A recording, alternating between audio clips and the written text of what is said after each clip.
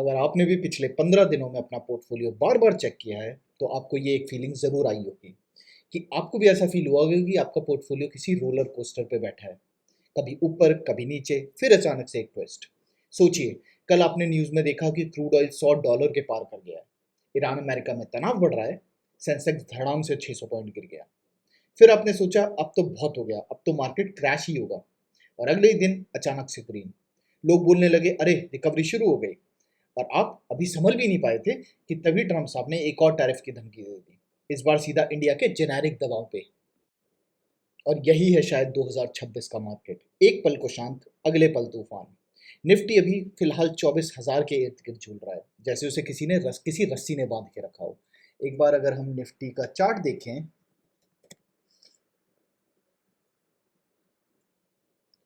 तो आप देखेंगे कि पिछले 2 साल से तकरीबन वो उसी रेंज में घूम रहा है। पिछले जून 2024 से अगर हम बात करें तो आज भी जो हमारा स्टॉक मार्केट है वो उसी रेंज में है। और यहीं पे शुरू होता है असली गेम, क्योंकि इसी अफरा तफरी के बीच कुछ कंपनियों के Q1 के नतीजे ऐसे आए हैं जो बता रहे हैं कि असली विनर कौन है और कौन सिर्फ हवा हवाई है। और यही वो चीज़ है जो मैं इस चैनल रो इक्विटी पर्सपेक्टिव पे हर हफ्ते करने की कोशिश करता हूँ।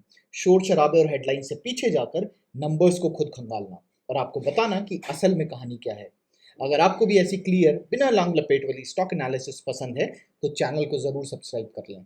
हमने रिसेंटली स्पेसएक्स के बारे में बात करी थी, जहाँ तकरीबन 1 महीने पहले वीडियो बनाई थी जब उसका आईपीओ आया था, और मैंने आपको इसमें बताया था कि क्यों आपको इस आईपीओ से दूर रहना चाहिए। तब से अगर हम बात करें तो स्पेसएक्स अपनी वैल्यूएशन 50% लूज कर चुका है, यानी कि स्टॉक अपने पीक से 50% डाउन है। तो जाके चैनल को ज़रूर सब्सक्राइब करें और इससे हमें मोटिवेशन मिलती है अगली आगे की वीडियोस बनाने में। अब मैं आपके सामने रखूंगा वो 5 कंपनियां, 5 दिग्गज कंपनियां जिन्होंने अपने Q1 के रिजल्ट्स रिलीज कर दिए हैं।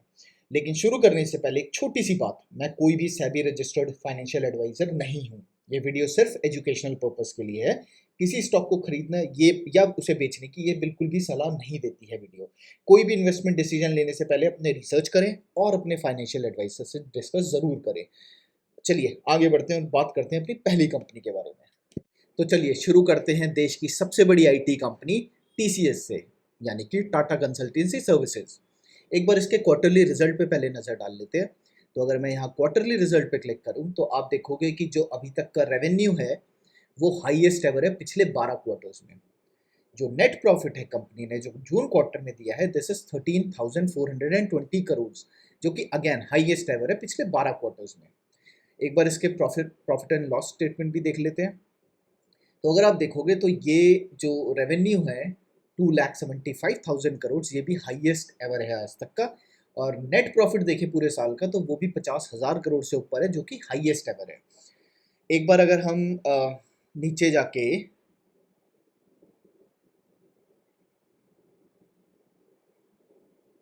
अगर आप यहाँ पे देखोगे तो आप देख सकते हो, एक चीज़ मॉनिटर कर सकते हो कि कंपनी का जो टोटल हेड काउंट है वो थोड़ा सा गिरा है। जो आपको पता भी है कि आईटी कंपनीज में ले ऑफ्स हुए हैं। तो जो पहले 6,14,000 था मार्च 2023 में, फिर वो घट के 6,01,000 हुआ, फिर वो 6,07,000 हुआ। इंटरेस्टिंग इनफ मार्च 24 से 25 में काउंट बढ़ा, बट मार्च 26 के क्वार्टर में ईयर में ये वापस से 5,84,000 हुआ, थोड़ा सा हेड काउंट कम हुआ है। अगर हम लेकिन हम एक इंटरेस्टिंग चीज़ देखें तो नंबर ऑफ क्लाइंट्स जो कि $100 मिलियन से ऊपर का रेवेन्यू कंपनी को देते हैं तो वो लगातार बढ़ा है, 60, 62, 64, 66। और एक और चीज़ जो इंटरेस्टिंग इनफ टू नोट है कि अब कंपनी को एआई रिलेटेड रेवेन्यू भी आने लगा है। तो अगर हम देखें तो इसी साल में मार्च 2026 वाले साल में $1.8 बिलियन का रेवेन्यू एआई रिलेटेड सर्विसेज से ऑलरेडी कंपनी को आना शुरू हो गया है, which is a good thing. अगर हम R&D एक्सपेंडिचर देखें तो वो भी लगभग उतना ही चल रहा है। एक बार हम शेयर होल्डिंग पैटर्न पे देखें को ध्यान रखें तो आप आजकल बहुत सुन रहे होंगे कि शायद एआई आएगा और सब कुछ ख़त्म कर देगा, टीसीएस के सारी सर्विसेज को वो ऑटोमेट कर देगा, फिर टीसीएस पे कोई काम नहीं देगा, सारे जो सर्विसेज हैं वो ऑटोमेट हो जाएंगी। तो अगर ऐसा है तो इसकी जानकारी आपके और मेरे से पहले कंपनी को लग जाती है, राइट। तो अगर हम देखें तो कंपनी ने पिछले 2 सालों से, ऊपर से 2.5 सालों से कुछ भी शेयर नहीं बेचा अपना। उन्होंने अपना शेयर बिल्कुल होल्ड करके रखा हुआ है। हाँ, थोड़ा सा एफआईआई में बिकवाली आई है लेकिन उसको भी कंज्यूम डीआईए ने कर लिया है। अगर आप पब्लिक होल्डिंग देते हैं तो वो अगेन 5.5% के आसपास है। एक और चीज़ जो मुझे इंटरेस्टिंग लगी, अगर आप रिजर्व्स देखें कंपनी के तो वो लगातार बढ़े हैं, लगातार हर साल। थोड़ा सा अगर आप देखें तो बोरोइंग कंपनी के ऊपर जो कर्जा है वो भी 9,000 से करोड़ से 11,000 करोड़ हो चुका है। लेकिन मुझे नहीं लगता कि इसमें भी डरने की जरूरत है, क्योंकि अगर हम कंपनी के एसेट्स में जाके इसका कैश देखें तो कंपनी के पास कैश ही 13,000 करोड़ है। मतलब जितना टोटल उसके पास लोन है उससे ज़्यादा का उसके पास कैश है। तो ये भी एक इंटरेस्टिंग बात है जो नोट करनी चाहिए हमें। उसके अलावा अगर हम एक और इंटरेस्टिंग पॉइंट देखें तो अगर आप करंट स्टॉक पी देखो विच इज़ 15, एक बार मैं अगर लास्ट 10 ईयर्स का पी देखूं, एवरेज पी, तो ये मीडियन पी इज 26। इसका मतलब अभी जो स्टॉक प्राइस है वो 60 to 70% डिस्काउंट पे मिल रहा है। चैलेंजेस हैं कंपनी के साथ, बिल्कुल है। एआई रिलेटेड अनसर्टेनिटी है, बिल्कुल है, कि कौन सी चीज़ ऑटोमेट हो जाए, कंपनी कैसे अपने आप को तैयार करेगी आगे के लिए, आगे के फ्यूचर के लिए। थोड़ी बहुत चैलेंजेस हैं, लेकिन क्या वो ऐसे चैलेंजेस हैं कि कंपनी उससे ओवरकम नहीं कर सकती? मुझे ऐसा फील नहीं होता। चलिए अब बात करते हैं अपनी दूसरी कंपनी की तरफ। तो अभी तक हमने जिस कंपनी के बारे में बात करी थी वो आईटी सर्विसेज में इंडिया की सबसे बड़ी कंपनी है। अब हम जिस कंपनी के बारे में बात करेंगे वो इंडिया के प्राइवेट सेक्टर बैंक में सबसे बड़ी कंपनी है। आप सभी लोगों ने आई एम श्योर गेस कर लिया होगा, और उस कंपनी का नाम है एचडीएफसी बैंक। एक बार हम इसके क्वार्टरली रिजल्ट्स में जाएं तो अगर आप देखें तो इसका 90,000 करोड़ से ऊपर का रेवेन्यू है जो हाईएस्ट एवर है। अगर हम नेट प्रॉफिट देखें तो वो भी ऑलमोस्ट हाईएस्ट एवर है। अगर हम इससे पहले एक बार देखें तो 21,000 करोड़ था, अब 20,400 करोड़ के आसपास है। लेकिन अगर हम क्वार्टरली देखें, quarter on quarter sorry year on year देखें तो 17,000 करोड़ से बढ़कर 20,000 करोड़ का रेवेन्यू हो चुका, नेट प्रॉफिट हो चुका है। ऐसे ही अब अगर हम एक बार प्रॉफिट एंड लॉस स्टेटमेंट देख लें तो आप देखेंगे ये भी अगेन हाईएस्ट एवर रेवेन्यू है। और अगर हम नेट प्रॉफिट देखें तो वो भी हाईएस्ट एवर नेट प्रॉफिट है पिछले 10-11 सालों में अगर हम देखें। एक बार अब अगर हम नीचे जाके इसके इनसाइट सेक्शन पे जाएं तो आप देखेंगे कि सबसे पहले बैंक के केस में सबसे इम्पॉर्टेंट जो चीज़ होती है वो होती है उसका एनपीए, कि कितने जो कितना कितना पैसा उसको जो वो लोन में दे रही है उसको वापस आ रहा है और कितना डिफ़ॉल्ट कर रहा है। तो अगर हम इसका ग्रॉस एनपीए देखें तो हम कंपेयर करें पिछले 2024 से तो ये एक्चुअल में इम्प्रूव हुआ है, which is a good sign. अगर हम नंबर ऑफ ब्रांचेस देखें तो ये कॉन्टीन्यूस ईयर ऑन ईयर बढ़ी है। इस टाइम पे 96,000 से ज़्यादा ब्रांचेस हैं एचडीएफसी बैंक की। अगर हम नंबर ऑफ कस्टमर्स देखें, ये मिलियन में है, तो ये बढ़ के 37 मिलियन से अब 101 मिलियन हो चुका है। मतलब 10 करोड़ के आसपास इनके ओवरऑल कस्टमर्स हैं। ऐसे ही अब एक बार अगर हम इसके शेयर होल्डिंग पैटर्न पे चले जाएं तो आप देखोगे कि यहाँ पे F I Is and D I S majority of the stake hold करते हैं। अगर आप नोटिस करेंगे तो दिसंबर 24 से एफ आई आईज ने बिकवाली करी है, ये सही है, लेकिन उसको एब्जॉर्ब कर लिया है डी आई आईज ने। अगर हम पब्लिक होल्डिंग देखें तो वो अराउंड 15-16% है, जो कि एक हेल्दी नंबर है। अब बात करते हैं, एक बार बिल्कुल टॉप पे आ जाते हैं और बात करते हैं इसके स्टॉक पीई की। तो इस टाइम पे जो इसका स्टॉक पीई है वो 14.5 है। एक बार अगर हम मीडियन पिछले 10 साल का पीई देखें तो ये है 22.8। अगर हम पिछले 5 साल का देखें तो ये है 19। मतलब ये अपने 5 साल और 10 साल के एवरेज पी से इस टाइम अच्छे खासे डिस्काउंट पे है। तो इसका मतलब देयर आर चांसेस कि मल्टीपल एक्सपेंशन भी हो, पी का एक्सपेंशन भी हो, तो उस वजह से भी स्टॉक प्राइस बढ़ सकता है। जस्ट फॉर द कंपैरिजन, अगर मैं इंडिया के सबसे बड़े बैंक एसबीआई से इसका स्टॉक पी कंपेयर करूं तो उसका पी है एचडीएफसी बैंक का 14 और स्टेट बैंक का है 11। बट माइंड यू कि अगर आप पिछले 10 साल का एसबीआई का पी देखें तो ये 11 ही रहता है। मतलब ये 11 पे है, लेकिन ये अपने एवरेज के आसपास है, अपने मीडियन के आसपास है। लेकिन वहीं एचडीएफसी बैंक जो 14 पे है वो अपने मीडियन के आसपास नहीं है, वो काफ़ी उससे नीचे है। अब बात करते हैं अपने तीसरी कंपनी की तरफ, वो भी भारत के सबसे बड़े प्राइवेट बैंकों में से एक है। उसका नाम है एक्सिस बैंक। तो अगर मैं एक बार एक्सिस बैंक पे जाऊं और यहाँ पे हम इसके क्वार्टरली रिजल्ट में जाएं तो आप देखोगे कि जो अभी इसका रिसेंट क्वार्टर में जो 35,000 करोड़ का रिजल्ट आया वो हाईएस्ट एवर रेवेन्यू है। अगर हम नेट प्रॉफिट देखें तो वो भी हाईएस्ट एवर है पिछले 12 क्वार्टर्स में। अगर हम नीचे जाएं तो आप देखोगे अगेन ईयरली बेसिस पे भी हाईएस्ट एवर रेवेन्यू है और हाईएस्ट एवर प्रॉफिट है। थोड़ा सा इससे ज़्यादा एक बार 2025 में था, बट ऑलमोस्ट सेम ही है।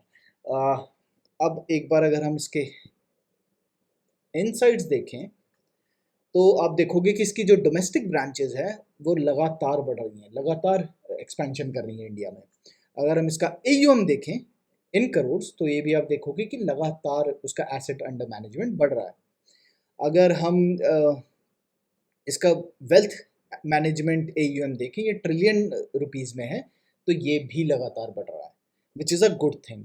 इसलिए कमाए देखेंगे आप 30,000 करोड़ से 23,000 करोड़, और उसका रीज़न आपको पता है क्यों। क्योंकि ईरान US के वॉर के वजह से जो रिलायंस इंडस्ट्रीज़ का मेन काम है पेट्रोलियम प्रोडक्ट्स बनाना, रिफाइन करना, उस पर इम्पैक्ट आया बिकॉज क्रूड के प्राइसेस बढ़ गए। अगर आप यहाँ देखो तो इनका ऑपरेटिंग मार्जिन 18% से गिर के 15% हो गया। तो this is a concerning thing for Reliance industries, but again this is cyclical. ये आज ऊपर है, कल नीचे होगा, फिर ऊपर होगा, फिर नीचे होगा। अगर हम इसके प्रॉफिट एंड लॉस स्टेटमेंट देखें तो आप देखोगे अगेन हाईएस्ट एवर रेवेन्यू, और अगर हम नेट प्रॉफिट की बात करें तो ये अगेन थोड़ा सा कम है because you all know the reason. एक बार अगर हम इसके रिजर्व्स देखें तो रिजर्व्स इसके लगातार बढ़ रहे हैं। और एक और बात, इसका जो हम बोरोइंग्स देखें तो बोरोइंग्स भी इंक्रीज हुई है। काफ़ी कैपिटल एक्सटेंसिव बिजनेस है बिकॉज आपको कहीं भी रिलायंस इंडस्ट्रीज़ की फैक्ट्री लगानी है तो आपको हज़ारों करोड़ रुपए लगाने उसके पड़ते हैं। बट 4 लाख करोड़ से ऊपर का इसका कर्जा है। अगर हम इसके पास कैश देखें तो 1,45,000 करोड़ के आसपास का इनके पास कैश है। अगर हम एक बार इसकी इनसाइट्स देखें तो अगर हम रिलायंस रिटेल के स्टोर देखें तो लगातार बढ़ रहे हैं पूरे इंडिया में। जियो के टोटल कस्टमर बेस देखें, अगेन लगातार बढ़ रहे हैं। जियो के पर कैपिटल डेटा कंजम्पशन देखें तो वो भी काफ़ी रैपिडली बढ़ रहा है ईयर ऑन ईयर। अगर उसके अलावा हम इसके जियो BP जो इनका जियो और BP का जो पेट्रोल पंप होते हैं उसके रिटेल फ्यूल आउटलेट्स देखें तो वो भी लगातार बढ़ रहे हैं, विच is a good thing. Reliance retail का अगेन कस्टमर बेस वो भी लगातार बढ़ रहा है, which is a again good thing. अगर हम शेयर होल्डिंग पैटर्न देखें तो स्लाइटली अपना जो प्रमोटर्स हैं उन्होंने अपनी स्लाइटली होल्डिंग बढ़ाई है। FIs ने थोड़ी सी कम करी है लेकिन DIs ने बढ़ाई है, तो प्रमोटर्स ने भी बढ़ाई है पिछले ईयर से अब में, पिछले क्वार्टर से अब में। FIs ने थोड़ी बिकवाली करी है लेकिन DIs ने भी बढ़ाई है। ऐसे ही एक बार अगर हम इसका P देख लें तो इसका P 23 है, और इसका अगर हम एवरेज मीडियन P देखें पिछले 10 साल का तो वो 24 है। अब बात करते हैं अपने लास्ट कंपनी के बारे में, जिसके बारे में मेरे पास बहुत ज़्यादा कुछ बताने को नहीं है, ना तो फाइनेंशियल तौर पे ना वैसे। तो अगर इसके हम क्वार्टरली रिजल्ट देखें तो आप देखो 414 से 418 करोड़, देन 612 करोड़, सीधा फिर उसके बाद 3x हो गया इसका रेवेन्यू, 2000 करोड़। अगर ऐसे ही इसका नेट प्रॉफिट देखें तो वो भी ऑलमोस्ट 3x है। अगर हम ईयरली जाएँ तो अगैन रैपिडली इंक्रीज हो रहा है, और ये बिल्कुल न्यू बिजनेस है तो इसमें मैं बहुत ज़्यादा नहीं बोल पाऊँगा। तो आप इसको भी चेक कर सकते हैं। तो ये अभी तक हमने बात करी ये टॉप 5 कंपनीज की जो अपने एरियाज़ में मार्केट लीडिंग पोजीशन पे हैं। अब अभी तो मार्केट जैसे है, अभी मार्केट ऑलमोस्ट 10% डाउन है अपने पीक से, लगभग 10%। लेकिन ये जैसे ही रिकवर करता है वापस ये 26,000 के जो पॉइंट है उसको ब्रेक करता है, तो मुझे लगता है कि उसके बाद ये सारे स्टॉक्स रिकवर ज़रूर करेंगे। उससे पहले ही कर जाएंगे लेकिन उसके बाद आपको ये सारे मेरे को ऐसा लगता है कि ये सारे ग्रीन में मिलेंगे आपको आज के प्राइस से अगर हम कंपेयर करेंगे। सो अगर आपने, एक बार मैं फिर बोलूँगा, अगर आपने अभी तक चैनल को सब्सक्राइब नहीं किया तो जाके चैनल को सब्सक्राइब ज़रूर कर लो। और अगली वीडियो में हम बात करेंगे US के उन स्टॉक्स के बारे में जिन्होंने अपने रिपोर्टिंग की अर्निंग्स को रिलीज़ कर दिया है, और चेक करेंगे कि क्या वो इस टाइम एक अच्छी पोजीशन में है, बाइंग पोजीशन में, या फिर हमें उनसे दूर रहना चाहिए। तो stay tuned and wait for the next video, and please do subscribe the channel. Thank you so much for watching.